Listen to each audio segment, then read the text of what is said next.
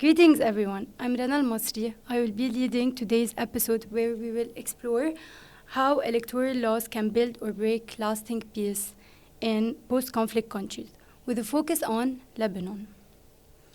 Today we have Mr. Ibrahim Al-Jawhari, a data analyst and political analyst, and an instructor in the Lebanese American University.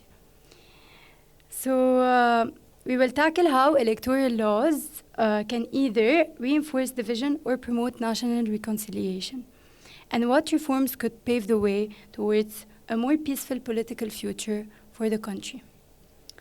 So, can you please greet yourself? Okay. Awashi, thank you. Thank you for that. And it's really lovely to be a part of your podcast. So, electoral laws are very important, and especially in post-conflict societies. And usually in countries like Lebanon, with cross-cutting divisions, sectarian, geographic, and with the sequels of civil war, it becomes very important to choose an electoral law that encourages common unity rather than division. And normally in such societies, we tend to go towards proportional laws. Proportional laws are better because they allow for a more representative aspect of the parliament. And in other words, in a majoritarian electoral system, usually it's first past the post, like in England, or in the US, where you have two candidates running. And sometimes someone might win with one vote. So you have half the vote would go, let's say, to waste. Yani sometimes it's 48% of the vote. So these people will feel disenfranchised. They feel that they are no longer connected to politics. And if we are living in a society that is divided, in a society that is sectarian, you run the risk of having a minority always losing. And when you are not represented well, especially in a region that has been war-torn, like our region, or a country that has civil war, people tend to become afraid, and people who are afraid tend to go to extremism, and then they might go to violence. It's very important in our such countries to go for a proportional law. A proportional law, just in two words, is a law that where you run different lists against each other, and each list will get a percentage of seats that equals the percentage of vote that they got. So if a list A got 30%, list B got 40%, list B will get 40% of the seats, and list A will got 30% of the seat. So everybody is represented, and it lessens the divisions and the feeling of fear for one's survival. Thank you so much. Now we're going to start with the questions. To set the scene, many post-conflict countries use election not just to choose leaders, but to manage peace. From your perspective, what is the primary function of elections after war? Stability or representation? Both, لأنه they go hand in hand. The more representative a parliament is, the more stability you will have. This, by incident, it's the title of my master's thesis. And I took the example of the 1958 and 1960 election in Lebanon.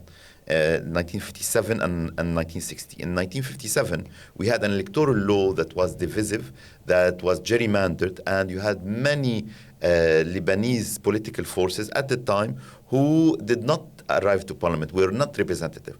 And it was these same parties that started, we call it the mini-civil war of 1958.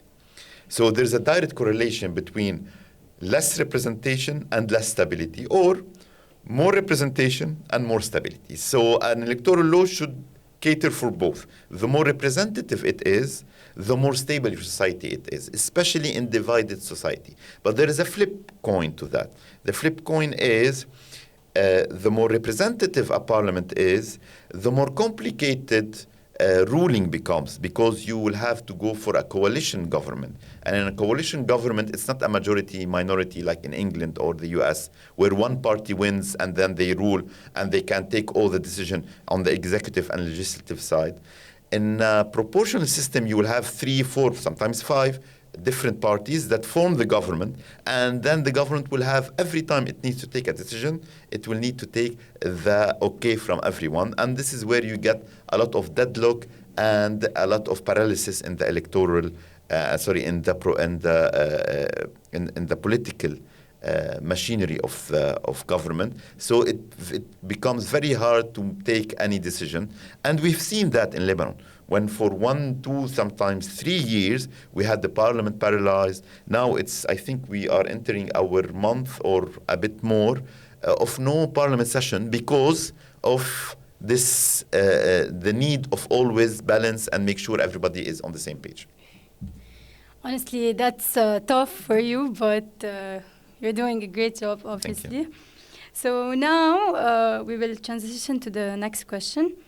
That's interesting to hear, and that tension between stability and representation seems to shape how electoral laws are written.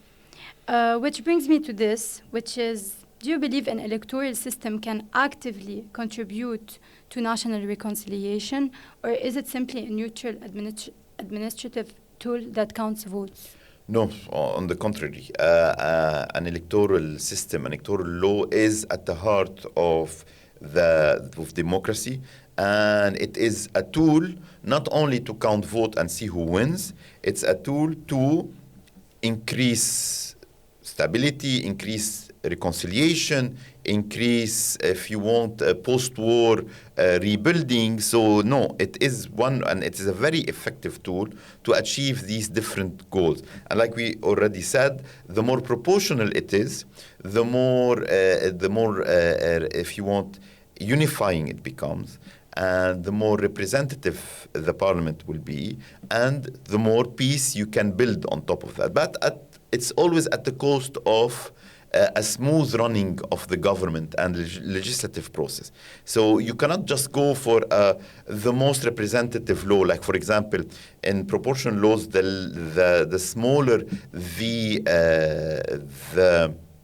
the threshold, the lower the threshold is.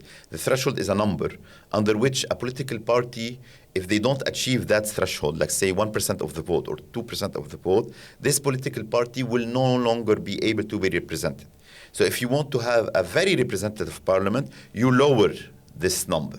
So the problem is, if you lower this number too much, then instead of 5 parties in parliament, you might have 10 parties in parliament. And it becomes much harder to rule and get a coalition and get a majority in that. So there always have these two aspects. One is how representative your parliament is and how fragmented it is. So you you increase representation, you also increase the fragmentation, so it becomes harder. And if you have a parliament or a government that is deadlocked, or it's hard to rule, then you fall in another trap where deadlock leads to paralysis. Paralysis leads to people are not happy, and they feel that the government is not doing what it should be doing for them. And this creates feeling of resentment, and it might lead again to war and problems and all of that. Yeah, it's. I think this portrays a bit the reality we live in now. But you mentioned whether the system can heal or just manage division. Lebanon is a very particular model that tries to do exactly that.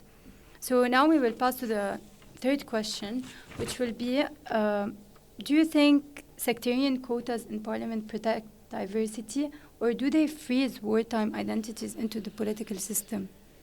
It's a tough question. I think it does both. Don't forget that the quota system is not a Lebanese invention. In many countries, whenever you have a group of people that are disenfranchised, it could be minorities, it could be racial, it could be religious, and it could also be gender minorities or gender quota. And if you don't put the quota, in many countries, you will have less representation for these underrepresented groups. And so, but at the same time, when you say that the only way as X sect you can be represented in parliament through your sectarian group or also sectarian leaders, you are also reinforcing the sectarian division between the different group. So again, it's like the more representative you are, the more fragmented the parliament is.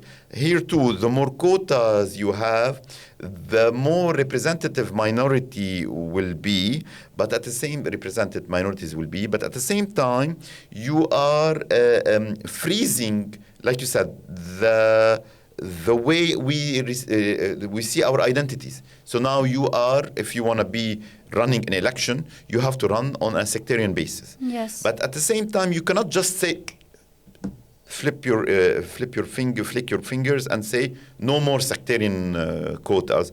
It should be a process, and fortunately, our constitution, the Taif constitution, has a way of dealing with that, where they stated that after the war, we should have a parliamentary election that is based on a sectarian quota.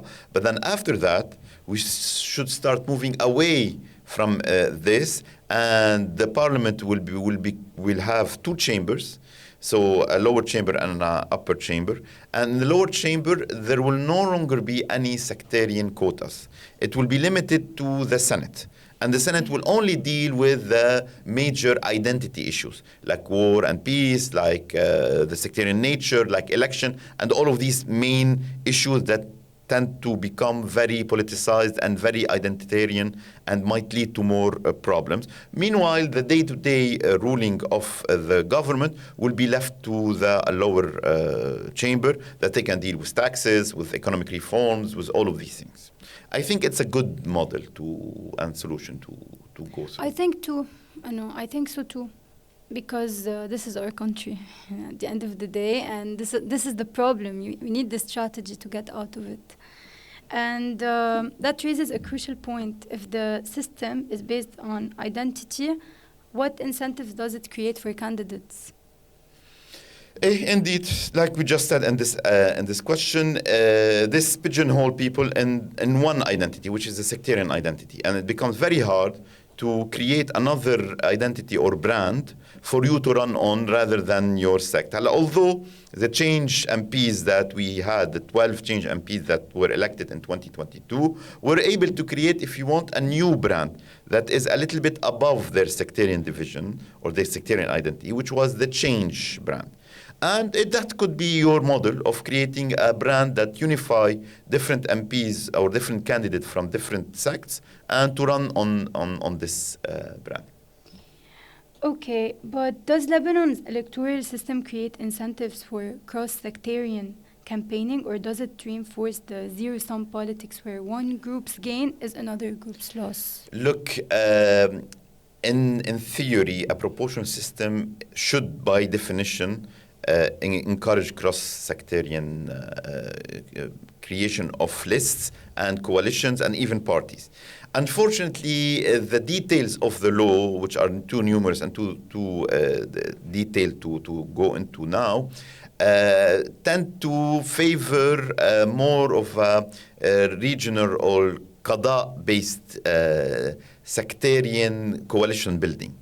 And so it's a missed opportunity, but in general, a proportional system tend to favor cross-sectarian coalitions. Our system is not perfect, but with a little bit of reform, our electoral system with a little bit of reform, we can encourage more cross-sectarian coalition building. Yeah, I think so. But, reforms in Lebanon, they don't really believe in them, if you want. We go back to the problem of you need the acceptance of everybody to make any reform. Yes. Because everybody is represented. You touched on incentives, so let's talk about a major reform that was meant to change those incentives. Now we will move to another question. which is Lebanon introduced proportional representation in the 2017 Yes. electoral law, a reform used in post-conflict countries like Herzegovina and Kosovo, I think. yeah.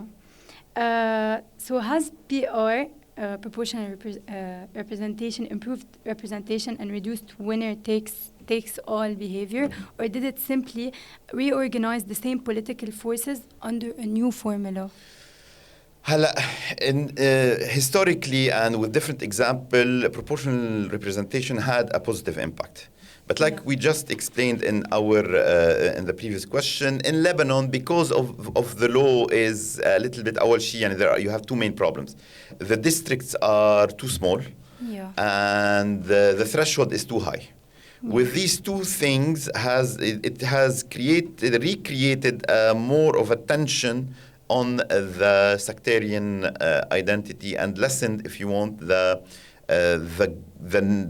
cross-sectarian formula that usually proportional laws bring. And so I would say in theory, it should improve the system. In practice, in Lebanon, it's currently allowing for a little bit of change, but maybe it needs a bit of reform to allow more. Okay, so electoral districts in Lebanon are drawn largely along sectarian lines. Yes. So if districts reflect sectarian demography, can election ever become national rather than communal interest with these reforms? Yes, because there are big districts like Beirut 2 and Beirut 1. Although Beirut 1 is majority Christian, Beirut 2 is majority Muslim, but they still have a lot of different representation. So there is an ability to build district or national wide coalitions. Again, the example of change, how it works. But again, the law is too rigid to allow for that. Yeah. So that brings us to a related issue. Voters might want change, but the system still shapes outcome. Yes. Question 7. Beyond the law, is reform enough? So in 2022, civil society candidates entered the parliament. Yet the broader political culture remains resistant. Are legal reforms enough, or must change being elsewhere, such as campaign, finance rules, party structure, or decentralization?